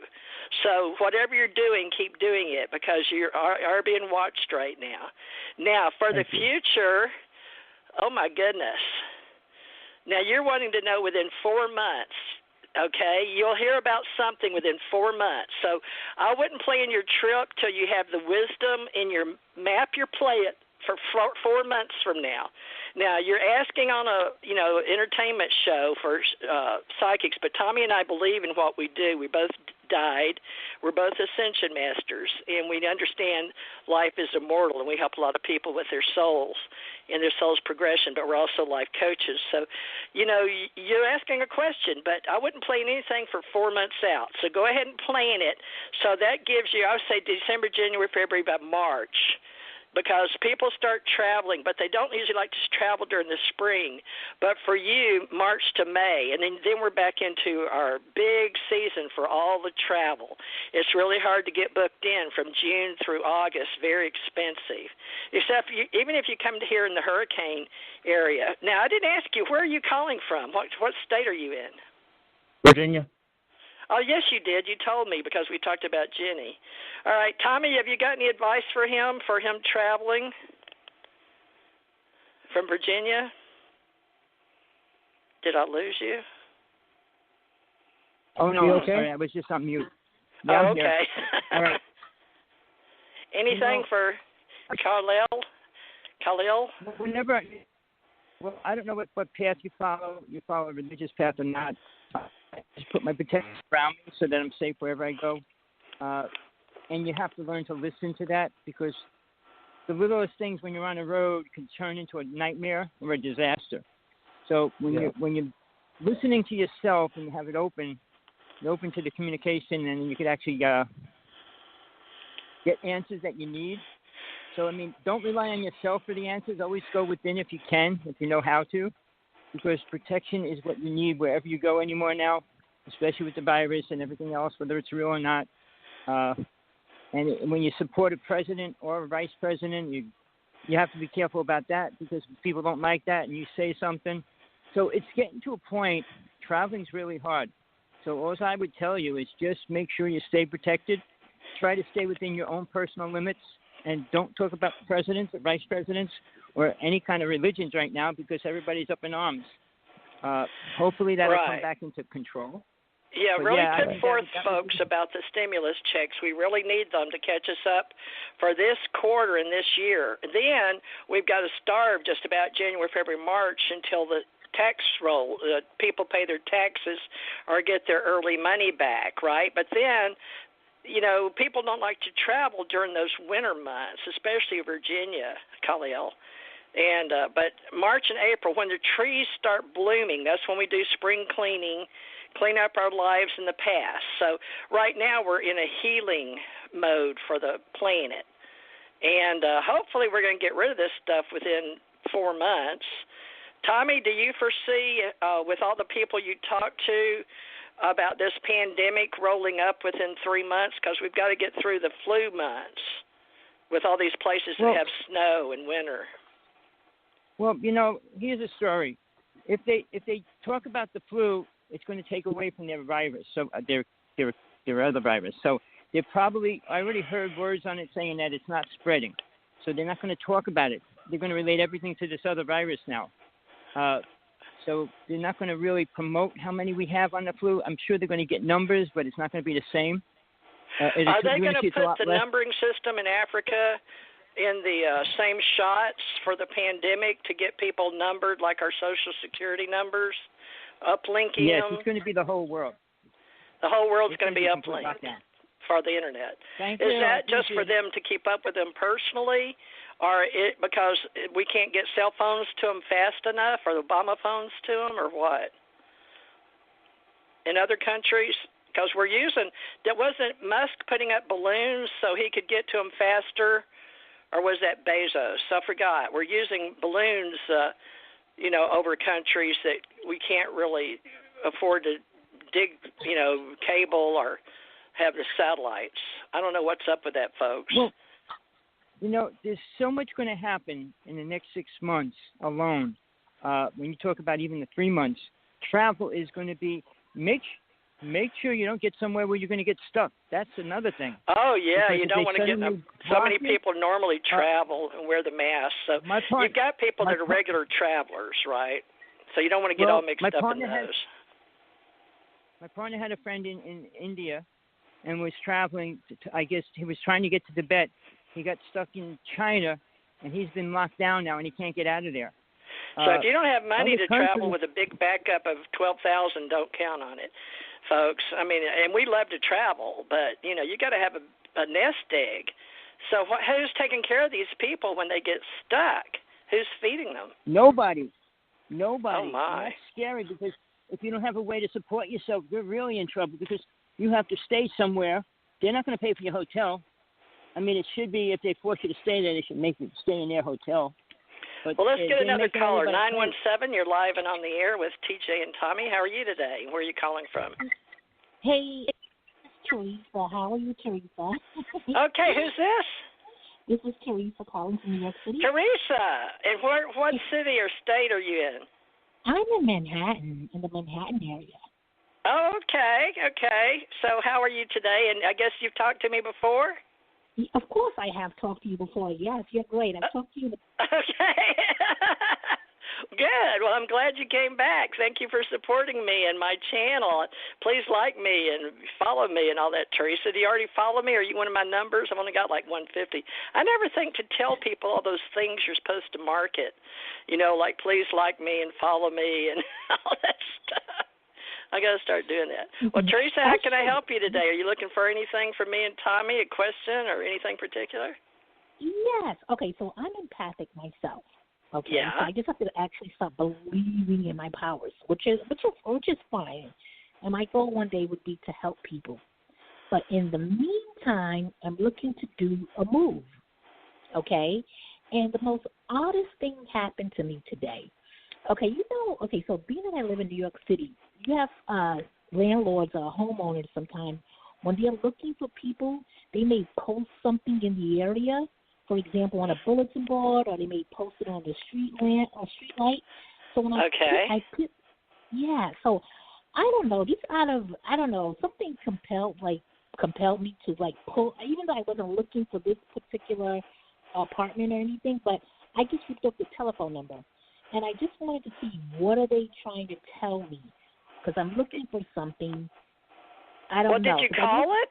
I mean, if you got a phone number or something, you're following your intuition because you said you're empathic. So you're doing it not just with your conscious, but your subconscious and your superconscious, and you're hooking your mind up with your nervous system and your heart, right? So you feel it in your gut. You know, when you're being intuitive, and you're using your skills, and you're in training, right? You said you're getting better at this, and you want to help people.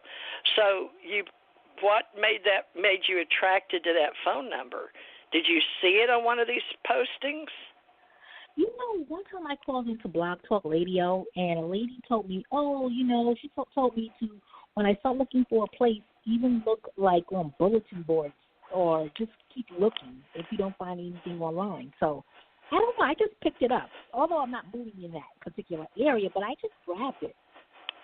Well, only you know, your subconscious knows that, but we can do a reading on it, and okay. I can tell you what the cards are telling me if you want me to, do an uplink for you with the universe. All right. Well, let me see what the cards say. Now, we're going to just be directing folks so you're listening, and Janette, if she comes back or wants to use the show. But I'm using the cards to ask a direct question for Theresa here, but I'm still going to do the way I do it, past, present, future. Now, this shows in the past a beautiful woman with lots of money, very beautiful life. So I'm suggesting that was you in your past life. So you came here wanting your higher self, which makes sense because you want to help people. So you were very much about the magician, which Tommy and I are too. And you're using your magic powers because it is a very magical time on Earth, especially right now. But the present shows that you're working towards your money, but your money cards are really good.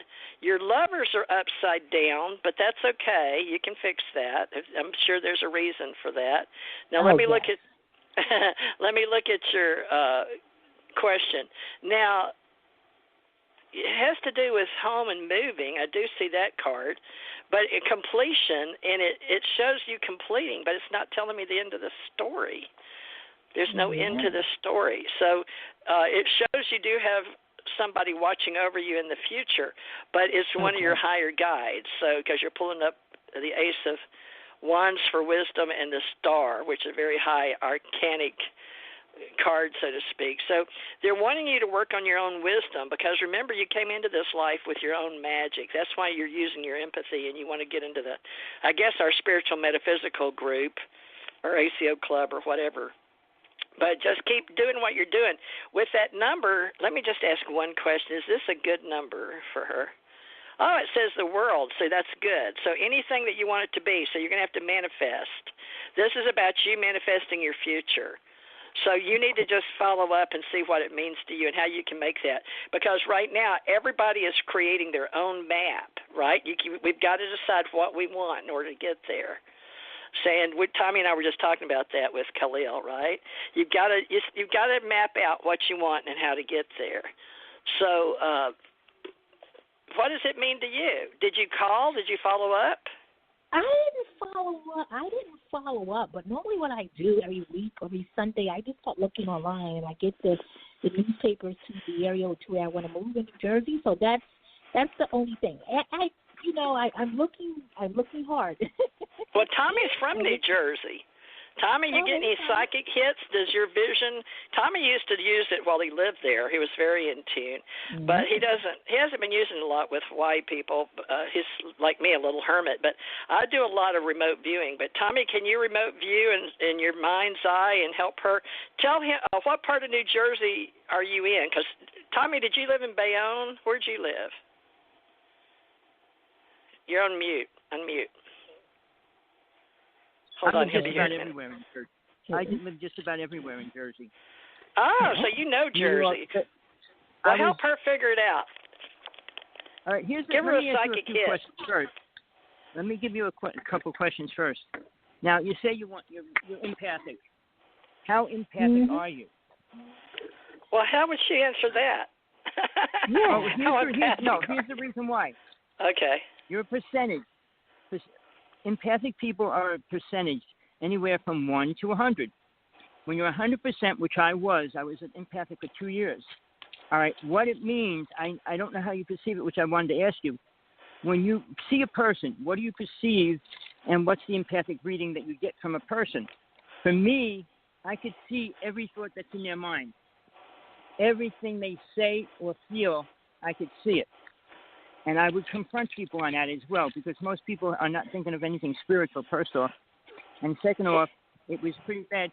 Can you see auras? I can read people's minds. I can feel the energy of dead people. I can feel the energy of people passing over sometimes. Can you read the actual details of what they're thinking? It all depends. How can I don't do, the thing is, sometimes I really don't get, because I have so much going on that I'm trying to do, but I pick up on the energy of people, though. I can read people, some people I can read their mouths, and I can pick up, like, on my niece or my nephew or my sister. I can read their thoughts clearly. So she's growing. She's very empathic, Tommy, but what's that got to do with helping her find a place? Help her remote view. Where she's at and where you've lived, I'm just getting you to help her today for the show by remote viewing. Just, you know how to see everywhere you've lived, and she's looking for her new path. And do you need a 1 or 2 bedroom apartment? I'm doing a 2-bedroom. I can see the place clearly. I can see it. You can already envision it.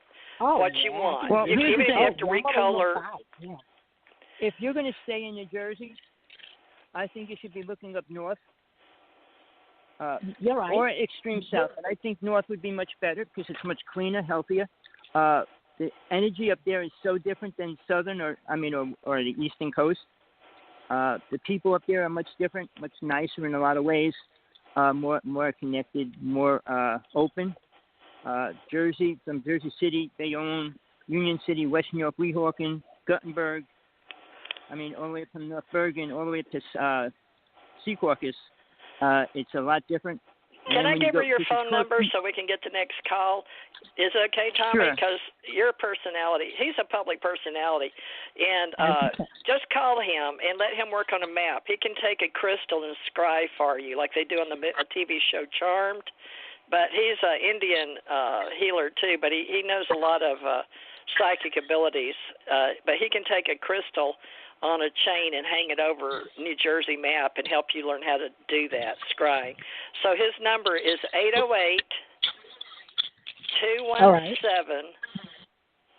808-217-5965, and he had his own group there in Jersey for years, but he'll be definitely good at helping you grow too. So if you're looking for a coach, he's a good coach. 808, and he doesn't really charge, so everything's done by donations to our club. Or, you can do charity work and help other people too, Theresa. So write down 808-217-5965 and call him about scrying on a map with you. Maybe you can get your crystal. Do you have one already on a chain? No, but I can get one. Well, yeah, get one. Tommy will help you. That's one of the basics we teach. But you've watched the movie Charmed, haven't you? Yes, I have. Mm-hmm. The TV? Well, they use it all the time. You just take a map and you hold it over, but it'll help you find. I'm very intuitive. My husband always loved it because I could just go. I would be driven. It's like a magnet to my next house. And, of course, there were no signs or anything. People were like, oh, we were just fixing to, get somebody. Yeah, come on in. Look. So I'd be like, how did you know that? And it always happened wherever we moved, didn't matter what state, but I had that gift. But for those that don't just have, that natural magnetic north or whatever, is hard to explain if you have it. But others, you still have to use physical reality in 3D form. And so we have these tools we teach in our club. It's ACO Psychic Network Club. Tommy and I are CEO, director, co-founders, and we have the Ascension Center and the Ascension Church Ohana, but that's for outside groups, to meet, like with Michael Sala and all those in Hawaii. But we're working on that for 2021. But in the meantime, if you will, Theresa, just remember, we'll assign you ACO New Jersey. Tommy, we don't have anybody because your friend left, and your psychic over there, but we need a psychic. So while Teresa's admitting she's an empath, just list her as an ACO empath in New Jersey while you're helping her scry for her new location, okay? You could do that, couldn't you, Tommy? Right. Thank you. Let her call me later. Yeah. Later I on. will. All right. Thank you, Theresa. Okay. Thank you. All right. Thank you, and stay in touch. We'll be right here. All right. Next person, 770. Hi, you're live and on the air. Where are you calling from? Hi. Hello. My name is Maddie. I just tuned in, and I don't know if you gave me a reading or just doing a dialogue, but I took that number down for the guy. For him helping to scry and coach our ACO club. Yeah, our psychic club, I'm trying to grow my psychic network, and Tommy helps me with my church on Sundays, but today I had Jenny. It was just, I had a lot of trouble getting on, so sometimes he'll produce for us too. So Tommy's sort of a life coach, but he helps train psychics and metaphysical beings, but he prefers soul body classes that we'll teach on video. But, yeah, you wrote his number. It's Tommy. So, Tommy, okay, tell us your name and where you're calling from. My name is Maddie, and I'm calling from Atlanta, Georgia. Hi, Maddie. Hi, called before, how are you? Haven't you? Tommy? Tommy, Hello? can you hear? Yeah, I hear you. Yeah, yes. I'm here. Sorry. Are you taking questions or what? Yeah, go ahead and ask him a question. No, I was going to ask, do you help with dreams? Sure. Okay. Well. Okay, the first step. Oh, well, go ahead. Ask your question. Get into it first. Okay. You say go ahead? Okay. I had a dream about seeing a check for $200,000, and I had a dream following a couple of nights after that someone gave me a $20 bill, and I was trying to figure out what the twos meant. All right. You know, now the two, you're saying the two from your mouth, right? For $200,000, and it was sometime after that I had a dream that someone gave me a $20 bill. So it keeps showing up in your dreams, so you're relating just to the two only. So it doesn't matter the amounts, but the abundance of doubling your in your dreams, maybe. So are you asking for like dream interpretations and their meanings? That's why I asked you help me decipher that dream. Dream interpretations, yes. Tommy. plus numerology. Yeah, that's numerology as well. So dream interpretation. Tommy, write that down because that's a lot of what Suzanne does. But yeah, Tommy's done all 32 schools in Atlantis, but he's going to have to start writing down the different schools. But Tommy, write down dream interpretation and numerology and scrying because that's coming up for you today. But go ahead, Tommy. I'll let you talk. Well, yeah, it's okay. What you do when you get into dreams, it's always to do a dream log because that helps you a real lot. And the second part of that is you'll understand. See, symbols all have a meaning, but they all mean different things to different people. But some people just classify them as the same. When you talk about water, it's purity. When you talk about air, it's cleansing. I mean, when certain family members mean certain things are going to happen. So each person, you have to realize your connection to those people, because that determines whether it's going to be a good thing or a bad thing happening in your life. When somebody from the ancient, in your past lives come into your life, or even somebody that died in your family, it's always a warning. But whether it's a good or bad warning, you have to really work on that, because what was the situation? And something that you need to remember, whenever you go to sleep, tell yourself what you want in your dream. When you wake up, never jump out of bed. Keep your eyes closed and try to relate to the feelings that you have right before you get out of bed. Okay. Because that'll show you the balance of the energy of what you're going to be going through during the day as well.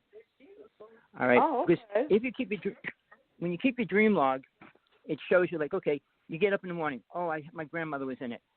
You go through your day. Before you go to sleep, just write something real short. Don't write a book on your dream or what you did. Just say something bad happened and what it was, a car crash, a submarine, whatever the different thing is, just write that down. Don't write a big experience, because otherwise you're going to have a 100-page dialogue every day. You only want a couple little notes, because in a short period of time, when you see the same symbol, it'll relate and you'll understand what it means a lot faster. Because when people translate, they can only translate it from what they know, because every person's symbol is slightly different. Sometimes water just means purity for a lot of people. But when a tidal wave takes away your town and you're in it, or you're hiding behind a brick wall, I mean, that happened to me so many times. But it's always a warning, usually. I mean, your dreams try to help you the same as being aware of your past lives. They show you all the things you went through in your life. So if you keep it your dream log, which I'm saying is you should start right now. And just put your date, when you wake up, when you go to bed, how you feel. And put a note of what happened during the day. If anything different happened, you meet somebody new, a friend, an old friend, and just keep that together and put on the top of the page the exact feeling you had, because you can always relate to those feelings and then see who and what was in it, and that'll always help you bring a balance to that into what you're going through. I did it for years. I mean, it's not easy, but it does help. And see, if I translate everything for you, it's only what I perceive. And because it's the way you think it, how you relate to life, how you relate to people, especially your family or friends. So it's based on that. When you have somebody in your dream, suddenly it's all people you don't know and you're in a different place, then that means the balance is, you're not in balance, and you have to see what's bringing you out of balance. So, but when you're dreaming, there's a lot of techniques you need to learn, like get in and out of the dream. I mean, if you're in a bad dream, you don't stay in it. Hattie, you said you're in Atlanta? Honey? What about Atlanta? Yeah. What about Atlanta? You're in Atlanta, Georgia? With a 770? Yes. I am. Okay. Do you have any groups that meet Reiki or metaphysical? Or, of course, in this 2020, we've had COVID-19, but or do you just come and meet us here? I'll have to find them. I know there are groups around, but I'll have to find out. I go on the internet and do some search. Okay. Are you in Roswell, Georgia area? Roswell's about 45 minutes from me. Just put something in the mail, and it's loose, but it looks nice on it, so she's going to keep it. Tommy? Okay. Yeah, I'm here. Okay, Tommy, Hattie, just come back and be in our ACO club here. You got Tommy's number. And do you have an email? I do. Okay. Tommy, give her your hawksblood1@AOL.com, isn't it? But you'll have to spell it probably. Hattie, you got a pen? Yes, I do. Remember the hawk, the bird. I do. Hawk, H-A-W. Hawk, H-A-W-K-S. HAWKS, Hawk. The hawk that flies, hawk, HAWKS. Blood, as in your body, BLOOD. Hawk's Blood, okay. Number 1. AOL.com. At the at sign for like Gmail, but AOL.com. Yeah, he's still got AOL. AOL. Mm-hmm. Okay. Yeah. Hawk's Blood, 1, AOL.com. Okay. Yeah, just send him an email, Hattie, and let him know that you're in Atlanta, because I want us to create a database, because in order for us to get our church going as a metaphysical, I found out we can't use the word non-denominational. And he and I are Universal Life Ministers, registered with Modesto, California, but he's in Hawaii and I'm in Florida. But we have to start getting donations in for helping people, even like a metaphysical church. So, folks, if you can, send us a donation. You can do it on PayPal to help you get psychic readings, but we need to have your name so we can make like how many people would be willing to help us get this going after 8 years, even though I didn't know we couldn't use non-denominational, but I know now. So I have to claim like a metaphysical church. So I filed 2 days ago. We got our federal ID number for Ascension Church Ohana. And then, Tommy, we're going to be metaphysicians, right? A metaphysical church. And you know how the spiritualist church in the 1800s provided protection for fortune tellers. But we're going to do it for all the stuff, Tommy and I, all the 32 schools we had in Atlantis, and scrying and numerology and psychometry, and, list all those for mentoring and coaching. But we'll help everybody getting to know you and getting your maps going, because everybody seems to be going through some kind of change in 2020, and rightfully so. So things change. We're all changing, Hattie. But Hattie, just stay in touch with us and listen to us, hopefully on Wednesdays and Sunday, 4 to 6 p.m. Now, that's 5 to 7, Hattie. Is that okay with you in Atlanta? 5 on Sundays, 5 to 7? Uh-huh. Oh, yes. Mm-hmm. Good. Well, write that down and then see if you can encourage other people. Give them our call-in number and then tell them to like us. We've been here 8 years, but I've been paying the bills. But money is getting tight, folks, so we're going to have to start a non-denominational. No, I can't say that anymore. I've got to say ACE Metaphysical and call it Ascension Church Ohana. But I've had Ascension Center Ohana for years with the federal government back to the early 2000s. So we can use Ascension Center Organization and ACE Metaphysical Institute, and it's in our articles and bylaws. I've got those listed on American Communications Online, which is my main company, folks. And Tommy and I have been using them for years and read them. So if y'all can go back on Blog Talk Radio here, you can see. So we've got, as far as the government's concerned, a history with Ascension Center, Tommy and I here, ACO Club, ACE Metaphysical Institute, UFO Association, Psychic Network. So we're just hoping that y'all will support us, because we didn't know we got to make a list of people. So Tommy, you got to help me make emails and people and list the donations, because Tommy and I, in 8 years, we only had one lady send us $20 once on Gmail and told me to split it with him and I. We just left it in there and paid one of our $40 bills. But we do have a PayPal, folks, honest. It's just other radio shows Tommy and I were on, we had no problem telling them to send money in, did we, Tommy, for Revolution Radio?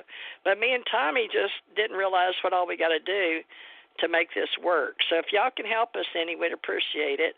And we'll try to get ACO clubs set up in every little town, and then we can have meetings and train y'all better on working some free ones on YouTube. Tommy and I can teach. And I've got a bunch of classes, and he does too. So y'all come back and listen to us. And we've been here 8 years, but now we're going to be a real psychic club and a real Ascension Metaphysical Church.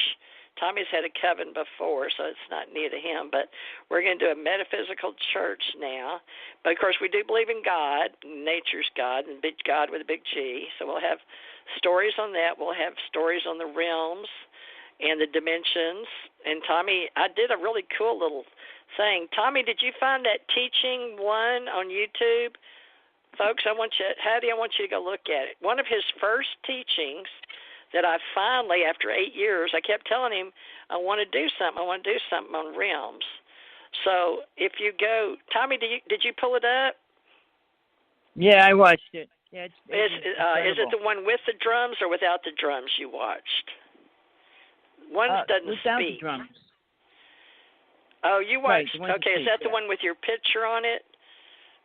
Let me see if I can find it. Okay, in my history. A lot of different pictures come up. Okay, let's see. Folks, I want to start educating you to be part of our Ascension Church Ohana Metaphysician Spiritual Science.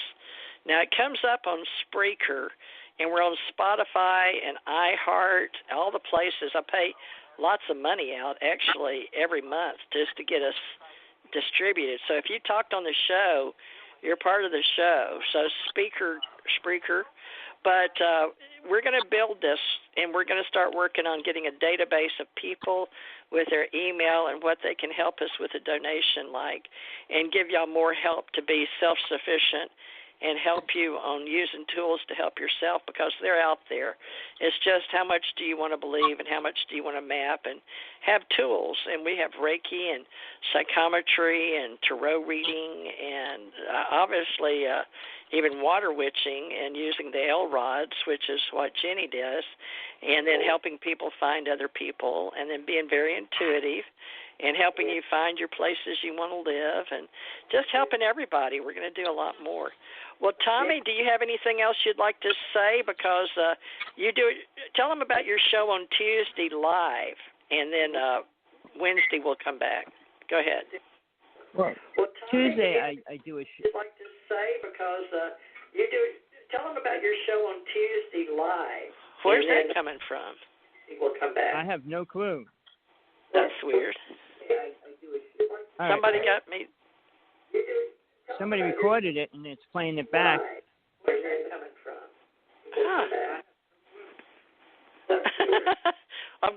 Let me go see. Well, okay, let me go find somebody that's listening to the show is still on. TJ, somebody that's still listening to the show. I think they turned it off. There's always a time delay. Oh, okay. There's somebody on the show now. They'll be recorded. Well, folks, usually I'll try to post upcoming shows, but if I don't, if I'm showing up late, it's just technical problems. But I'm switching from 8 to 10 at night Eastern, which is 7 to 9 Central. I'm going to go for the winter months at least 4 to 6. That's 5 to 7 Eastern.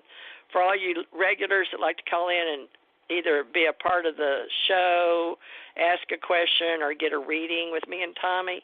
But Tommy and I are going to start training you guys, and he's got his first episode 1 series 1. Anyway, it's a class on how he talks about realms, and I want to do number 2, Tommy, follow up. So send me the lines. You know how I did? Not any more or less. That was pretty good for Tommy. But, Tommy, I can't find it, so I'll have to find them and send them to you. Did you post them on your channel, those teaching YouTubes? All right. Well, did you want me to go on about Tuesday first? Yeah, now that I can hear you, go ahead. All right. Tuesday I do a show. It's early my time, but she's in London, so England, and it's a lot different. But we talk about everything in the UFO world.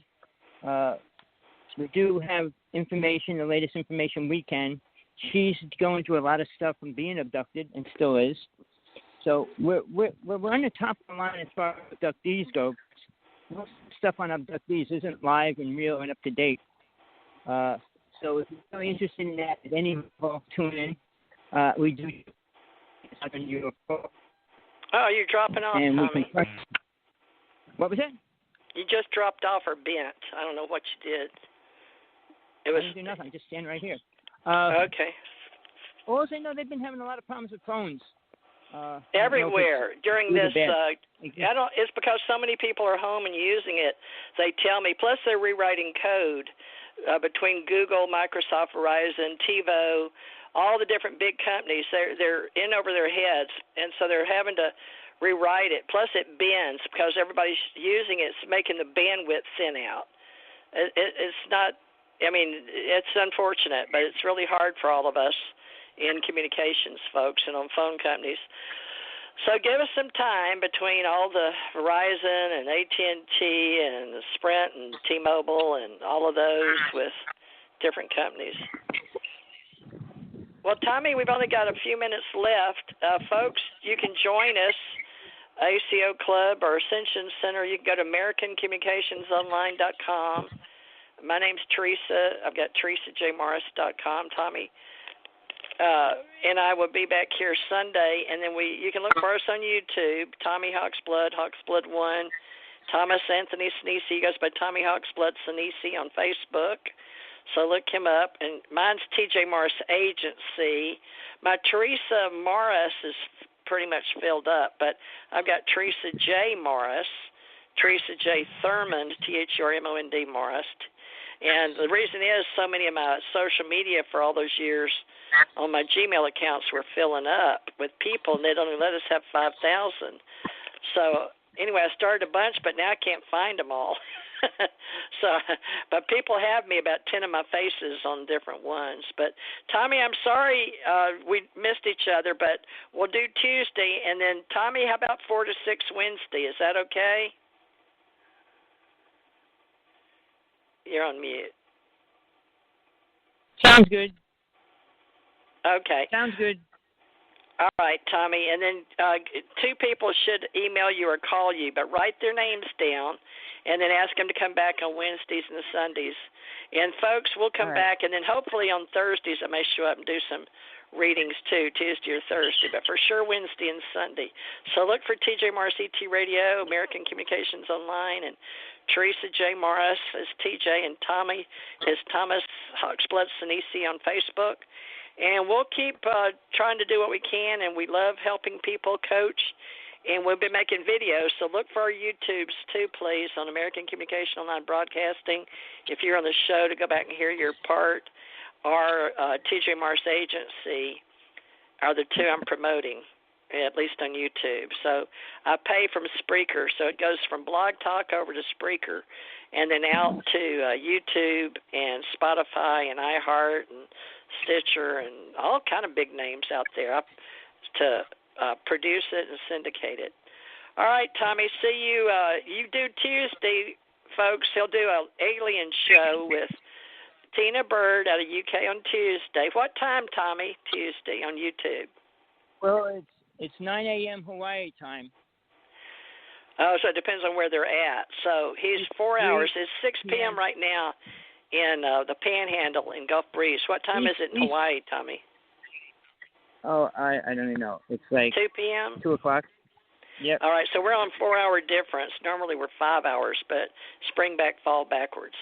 So that means if you said you do 11 a.m. Hawaii time, and Tina, 9 a.m. What time? 9 a.m. I do. 9 a.m. in Hawaii. Now, Tina is 6 hours ahead of me Central, right? Or is it 6 hours Eastern? What time is she broadcasting in the UK? Broadcasting about 7 o'clock at night. 7 p.m. Okay. All right. So if you guys want to be part of our shows in the future and get readings and stuff, join me on patreon.com, patreon.com /Theresa with an H, THERESAJ, Morris, MORRIS. Tommy did. And we ask all our members to be members and pay dues. It's not much. And then you got to have like a $5 a month or $2 a month membership. And then we do the free readings online here at least once a week, sometimes twice. And but we can help you on your yearly, your monthly, or your quarterly. And then we've got people like Ginette just coming aboard, and she can help you too, and with all kind of things, and Tommy. So Tommy, write down your specialties and then send it to me, and I'll put some pictures, and I use either English or woman or male voice. So it'll be series 1, episode 2, Tommy. And all right. I think the other one says teaching, but I can't find it. I'll have to find it again because you got to put the keywords, folks, even in YouTube. So, Tommy, if you can find them, post them on your channels. And they're on some of my channels, folks, so help me find it. It's the one Tommy Teaches episode. Now, the last one we did was Halloween Memory of 2020. It says 1 day ago. So it just got posted. So they were behind, I guess, at least on my channel. Tommy, I don't usually they posted. I pay them money, and they post it immediately. And some of them, the older ones, will post the whole 2 hours. The newer channels only post it in 50-minute increments. I don't know why. It's something to do with YouTube. All right. Love and light. Thanks, Tommy, for your help today, and I hope you and Ginette in the future can do more. All right, love and light, everybody. We'll see you. Let's see, today's Sunday. Tommy, I'll see you Tuesday, and I'll see you Wednesday right here, same time, same station. Love and light, everybody.